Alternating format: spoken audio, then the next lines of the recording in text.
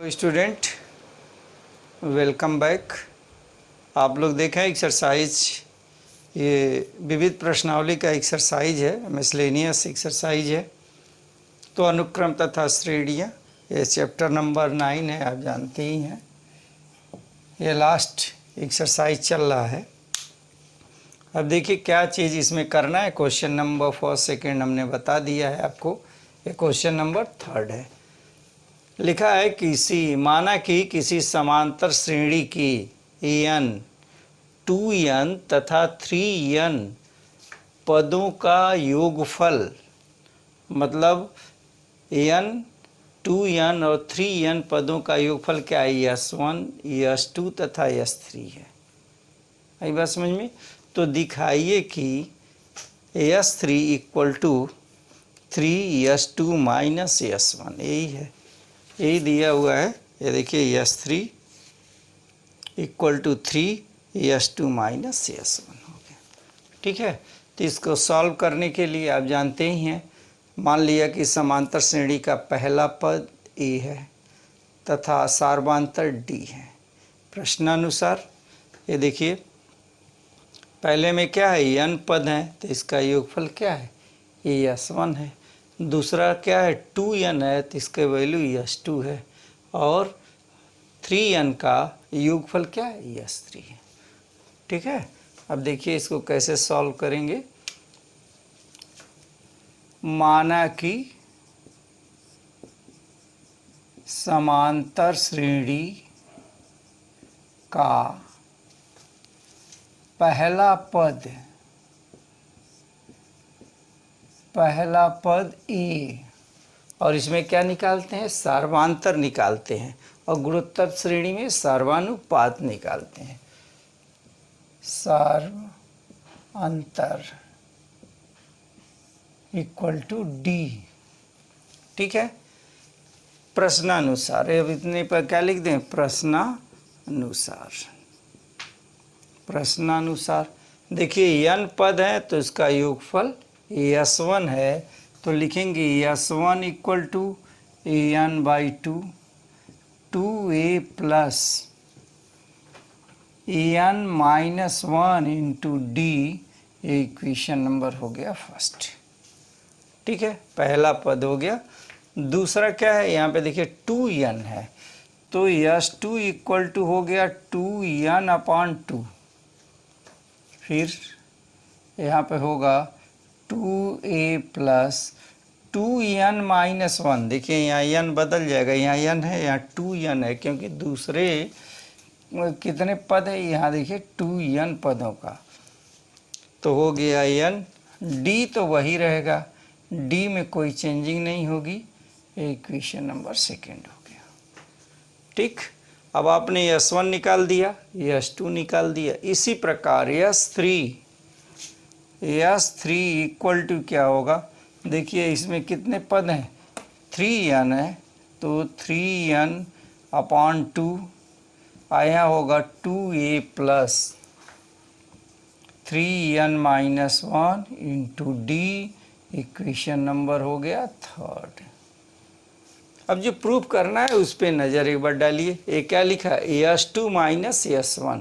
s2 minus s1 का मतलब क्या है, देखिए ये s2 माइनस s1 ये है, तो समीकरण किसका यूज करना है हमको, समीकरण नंबर 1 और 2 का यूज करना है।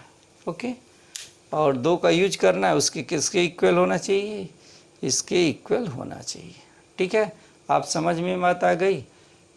तो पहला पद ए, सार्वांतर d मान लेंगे। अब पहले में कितने पद हैं, n पद हैं, तो उसका योगफल क्या है, s1 है।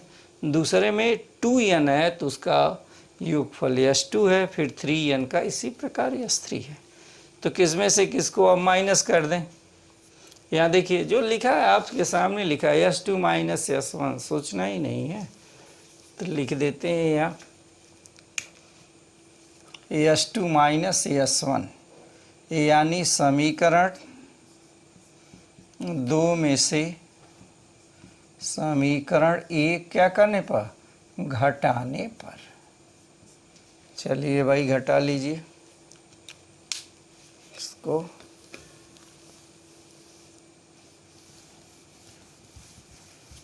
इसकी कोई ज़रूरत नहीं है, जो प्रूव करना है उसको हम रहने दे रहे हैं। तो घटाएंगे, 2 में से 1 घटाएंगे तो क्या लिखेंगे, S2 minus S1 equal to, S2 की वैल्यू क्या है, ये चीज़ दिया है।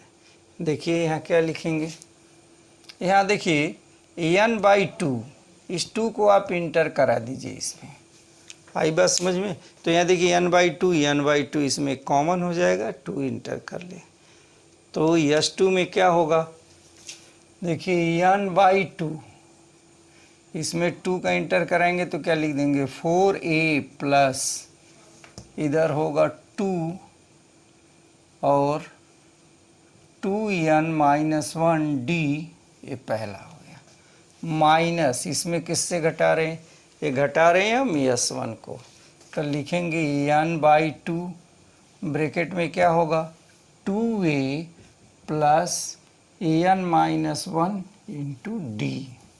समझ में बात आ गई।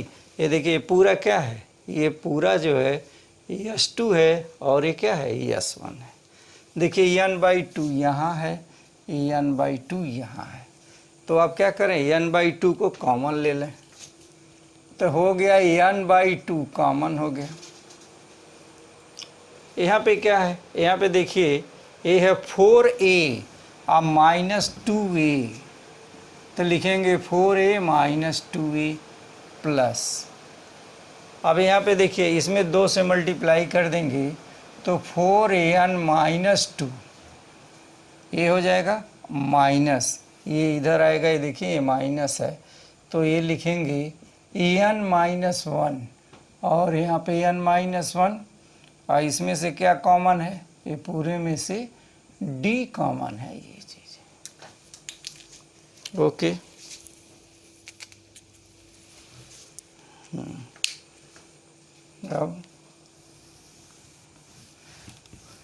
अब इसकी कोई ज़रूरत नहीं है, फटाफट मिटा दीजिए।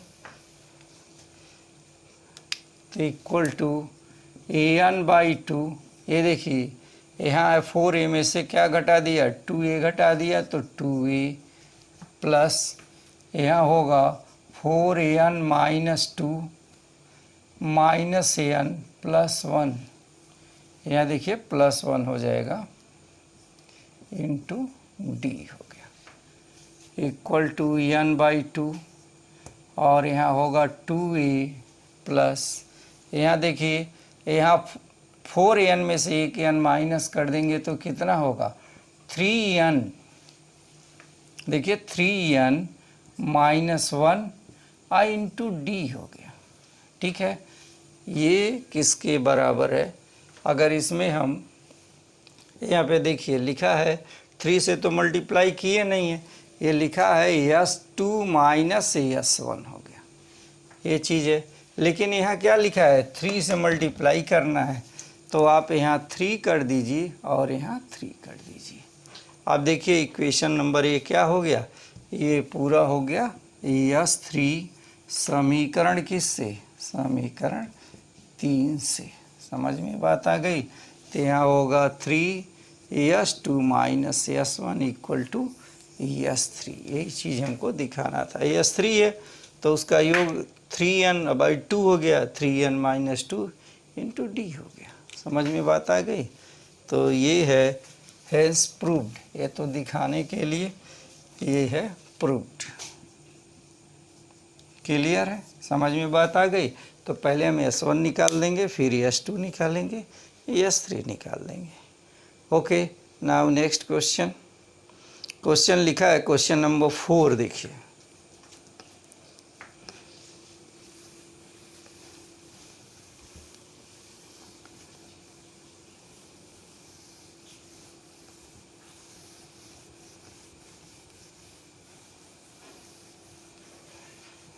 देखिए क्वेश्चन नंबर 4 लिखा है कि 200 और 400 के मध्य 200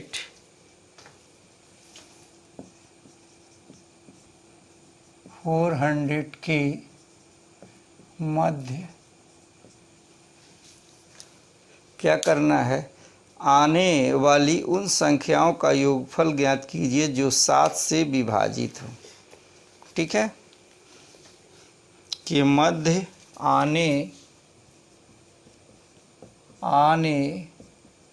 वाली उन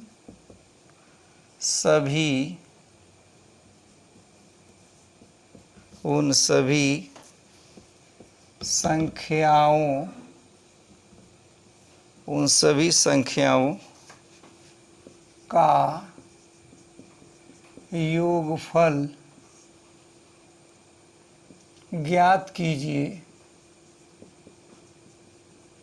ज्ञात कीजिए जो 7 से क्या है, 7 से विभाज्य है। क्वेश्चन समझ में आ गया। 200 और 400 के बीच में उन सभी संख्याओं को ज्ञात कीजिए जो 7 से विभाज्य है। देखिए इसका तरीका क्या होगा, यह क्या लिखा है, 200 लिखा है। 200 के बाद कौन सी ऐसी संख्या होगी जो 7 से विभाज्य होगी, और यहाँ क्या लिखा है, 400 लिखा है।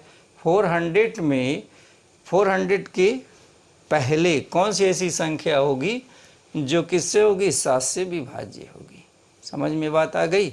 तो ये देखिए इसको सॉल्व, इसका सॉल्यूशन, ये देखिए 200 है, ये रफ में ऐसे ही चेक कर लेंगे। 200 है, 7 से डिवाइड कर देंगे, 7 दूना 14 हो गया, 14 हो गया। यहाँ क्या बचेगा, 6 बचा, हो गया ना। यहाँ देखिए 7 दूना 14, 6 बचा, 60 ही होगा। 7/56 ये हुआ, 7/56 हो गया। ओके, तो 56 हो गया। तो यहाँ देखिए कितना बचेगा, यहाँ कितना बचा, इसमें से इसको माइनस कर देते हैं तो ये 60 में से कितना बचेगा, 4 बचेगा। आई बात समझ में। तो 4 बचा, यानी क्या होगा, अगर यहाँ पर 3 और होता, समझ में बात आ गई। अगर यहाँ 7 होता, अगर सपोज कर लो यहाँ 4 दिया हुआ है, लेकिन अगर यहाँ पे हमको 7 मिल जाता तो 7 एक नाम 7 कट जाता कि नहीं कट जाता। तो कितना होना चाहिए, यहाँ पे हमको 203 होना चाहिए, इसमें 3 ऐड कर दीजिए। अब देखिए भाग दे के देखिए 7 से कट जाएगा, 7 दूना 14 हो गया, ये 6 हो गया, ये 3 होगा, तो 7 9 63 हो गया। देखिए ये कट गया। तो पहली संख्या क्या होगी, 203 होगी जो 7 से कटेगा। समझ में बात आ गई। इसी प्रकार से दूसरा क्या होगा, इसका लास्ट क्या होगा, यहाँ देखिए 200 है और यहाँ 400 है, लेकिन इसके बीच में हमको ये लेना है कि कौन सी संख्या होगी जो पहली संख्या होगी जो 7 से क्या होगी, विभाज्य होगी। किसके बाद, 200 के बाद। तो 200 दिया है तो 203 हो गया। तो पहली संख्या क्या होगी, 203 होगी। अंतिम संख्या क्या होगी, यहाँ देखिए 400 है, उसी तरह से 400 भागा 7 होगा। 7 पचे 35 हो गया, 5 हो गया, इसमें से इसको माइनस करेंगे तो यहाँ 5 0 हो गया, यानी 5 0 हो गया। तो 7 7 49 होता है, यहाँ पे 1 बचा, मतलब 1 कम होता, यहाँ 50 नहीं, यहाँ 49 आता तो ये कट जाता, यानी कितना होना चाहिए, 499 होना चाहिए। अब 499 में 7 का भाग दे के देख लो, 399 होगा ना, 399, 400 तो है ही है, 400 में 1 कम, 399 हो गया। 7 पचे 35 हो गया, यहाँ कितना बचेगा, 4 बचेगा, ये ना 7 7 49 हो गया। ठीक है ना। तो पहली संख्या होगी कितना, 203 होगी। अंतिम संख्या कितना होगा, 399 होगा।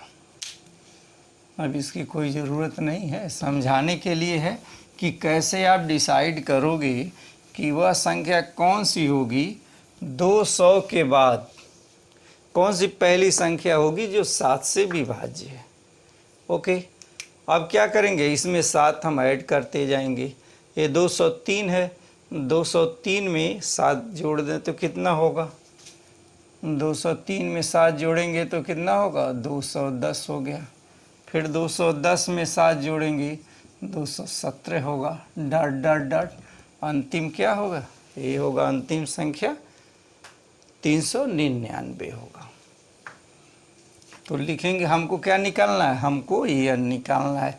तो यह श्रेणी बन गई, श्रेणी बन गई। किस में है, ये एपी में है, समांतर श्रेणी में है, समांतर श्रेणी में है। तो लिखेंगे प्रथम पद a इक्वल टू 203, ठीक। d इक्वल टू होगा 210 माइनस 203 इक्वल टू 7। अंतिम पद l इक्वल टू कितना है, 399। अब इतने में हम क्या निकाल देंगे, l निकाल देंगे। अतः al इक्वल टू समांतर श्रेणी का अंतिम पद a plus n minus 1 into D से।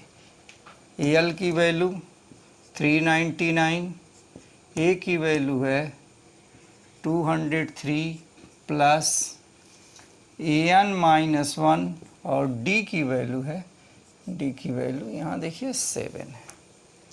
ओके, तो इसको आप इधर पक्षांतर कर दें, 399 minus 203 equal to n minus 1 into 7 हो गया।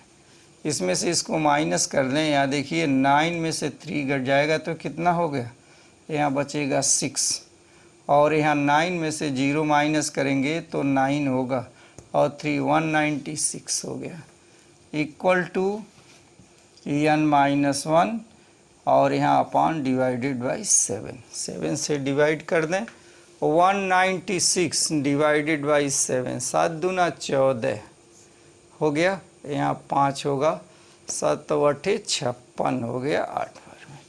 तो ये कितना होगा, इसको करेंगे तो कितना लिखेंगे, यहाँ पर 28 होगा। ओके, तो यहाँ पे 28 इक्वल टू n माइनस 1, इसको आप इधर कर देंगे, implies that n equal to 29 हो गया। एक ऐड कर देंगे तो n की वैल्यू 29 हो गई। पहला पद दिया ही है, सभी पदों का योगफल ज्ञात करें। इसलिए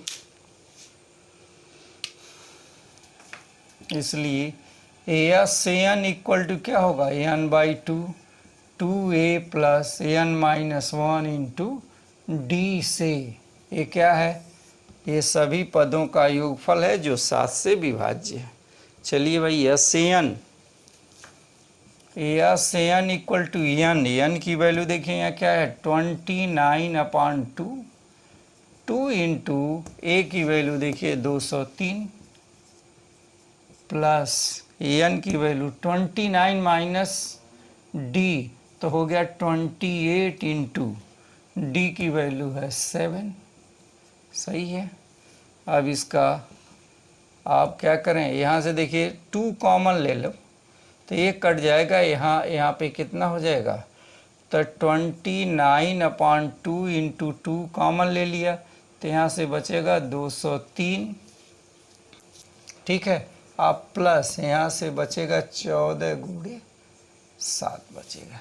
ये देखिए 2 से 2 कैंसिल हो गया तो हो गया 29, ये हुआ 29, 203 प्लस 7 चौक 28, 8 हो गया, हासिल 2 हो गया, और 7 1 9 7 2 9 14 7 98 होता ही है। अब होगा क्या, 29, देखिए 203 है और ये कितना है 98 है, तो हो जाएगा ये 301 हो जाएगा। देखिए यहाँ ऐड कर लीजिए, 203 98, 8 3 11 1 हो जाएगा, 9 1 10 0 हो गया, और यहाँ 1 301 हो गया, तो 29 और यहाँ होगा 301। आप गुणा करके क्या लिख देंगे, इसका आंसर लिख देंगे। सही है, हाँ, तो गुणा आप करके आंसर लिख देंगे। बात समझ में आ गई कैसे करेंगे, तो ये समझ लीजिए जैसे हमने लिखा है आप वैसे ही कर लीजिए। गुणा कर लेंगे ना कि लिख दें? हाँ, अब देखिए एक क्वेश्चन और देखिए, लिखा क्वेश्चन नंबर 6, 2 अंकों की उन सभी संख्याओं का योगफल ज्ञात कीजिए जो 4 से विभाजित करने पर एक शेष बचता है। ये थोड़ा सा क्रिटिकल क्वेश्चन है। ये है क्वेश्चन नंबर आपको 6 बता रहे हैं। इसी तरह से ये जो क्वेश्चन नंबर हम 4 बताए हैं, उसी तरह से क्वेश्चन नंबर 5 भी है।